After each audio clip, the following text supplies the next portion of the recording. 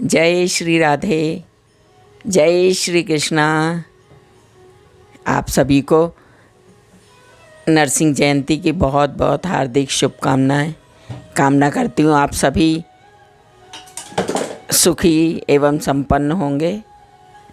इन्हीं शुभकामनाओं के साथ में आज हम राधा रानी के महत्व और राधा रानी की महिमा के बारे में कुछ बात करेंगे।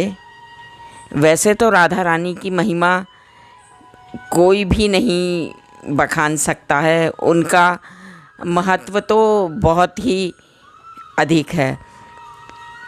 श्री कृष्ण कहते हैं कि जब कोई रा बोलता है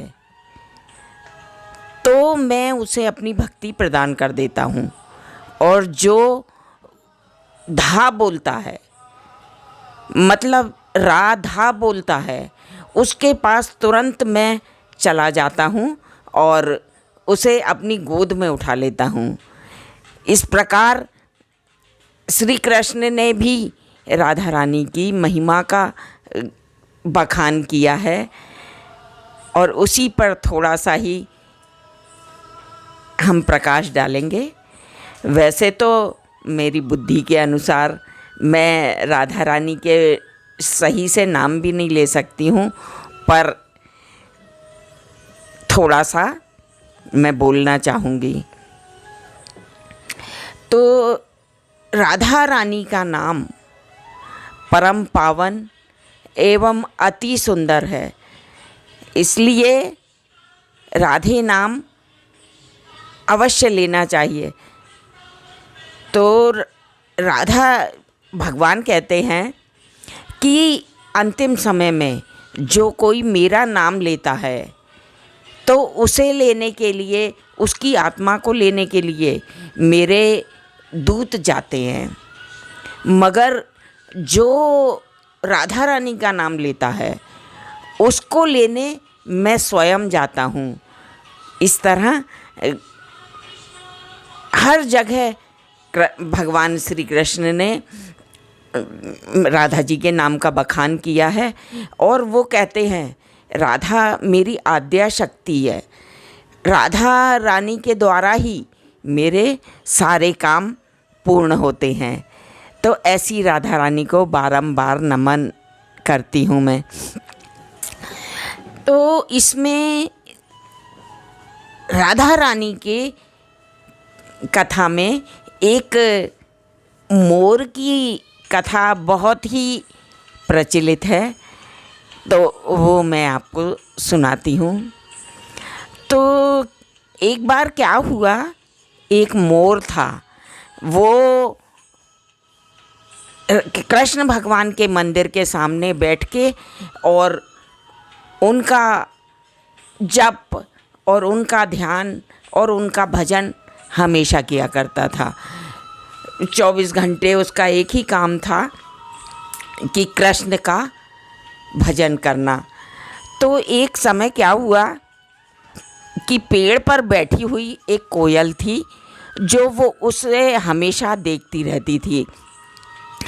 तो जब काफ़ी समय निकल गया तो राधा रानी कोयल को मोर पर दया आई, तो वो उनके पास गई और बोली मोर से कि भैया भैया, तुम ये काफ़ी समय से कृष्ण के दरवाजे पे बैठ के उसका भजन करते हो, और मैं आपको देख रही हूँ, तो आप एक काम क्यों नहीं करते?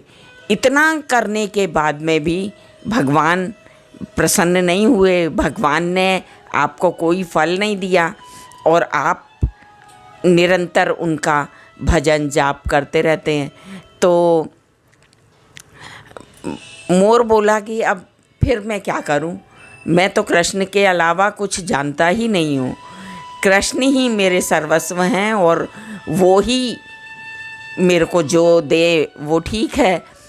तो कोयल ने कहा कि अगर तुम्हें कृष्ण को प्राप्त करना है तो एक काम क्यों नहीं करते, आप बरसाने जाओ और राधा जी के मंदिर के सामने बैठ के और कृष्ण कृष्ण नाम जपो। तो उसने कहा कि ठीक है, ये भी कर लेते हैं, ये भी करके देख लेते हैं। तो भाई वो मंदिर गया, राधा जी के मंदिर में बरसाने में गया और उनके मंदिर के सामने बैठ के और कृष्ण कृष्ण नाम का जाप करने लगा। तो अब जैसे ही 2 दिन हुए तो राधा रानी ने सुना कि अरे मेरे कृष्ण का नाम कोई ले रहा है, ये कौन है?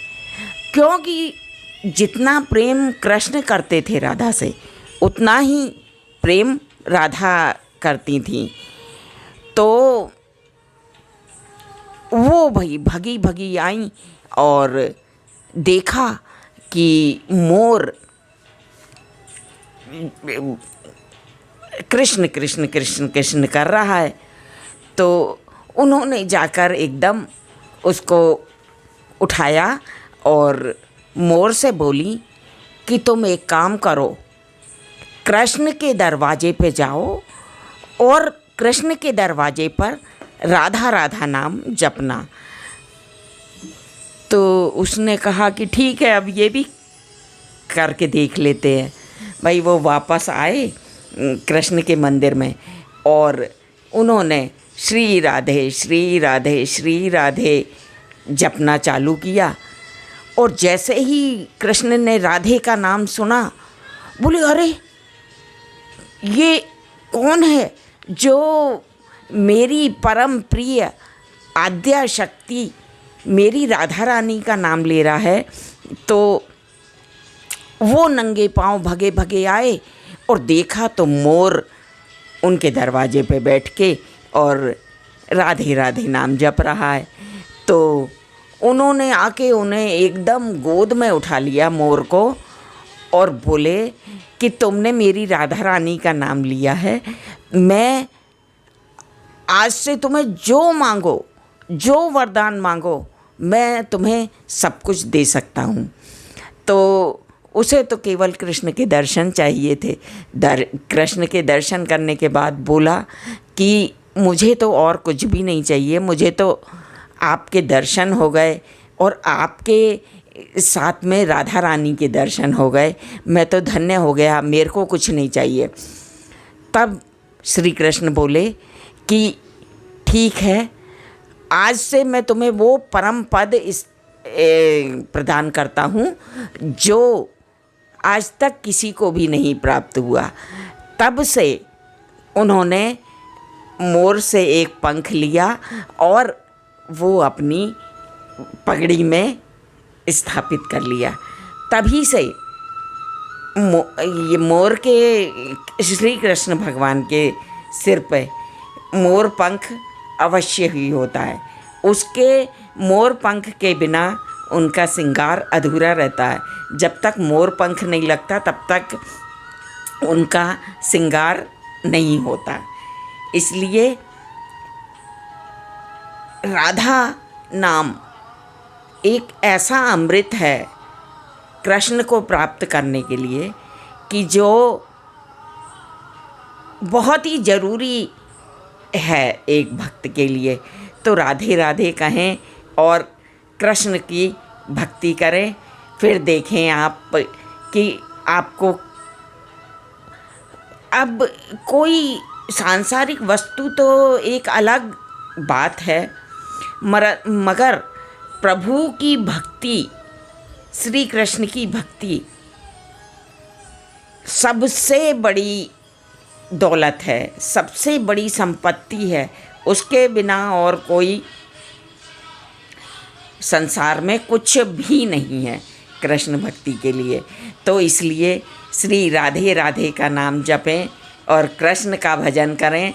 देखें फिर कितनी हर चीज़ संसार की जो अप्राप्त है वो भी प्राप्त होगी और श्री कृष्ण की कृपा प्राप्त होगी। राधे कृष्ण का अवतार जो है वो प्रेम अवतार है और वो एक दूसरे के बिना अधूरी हैं। अगर कृष्ण को प्राप्त करना है तो राधे नाम लेना जरूरी है, और राधे को प्राप्त करना है तो कृष्ण नाम जरूरी है। इसलिए दोनों का नाम लेके अपने जीवन को सफल बनाएं और प्रभु भक्ति में लीन हो जाएं, ताकि संसार का सबसे बड़ा सुख प्राप्त कर सकें। इसी शुभकामनाओं के साथ में जय श्री राधे, जय जय श्री राधे, जय जय श्री राधे।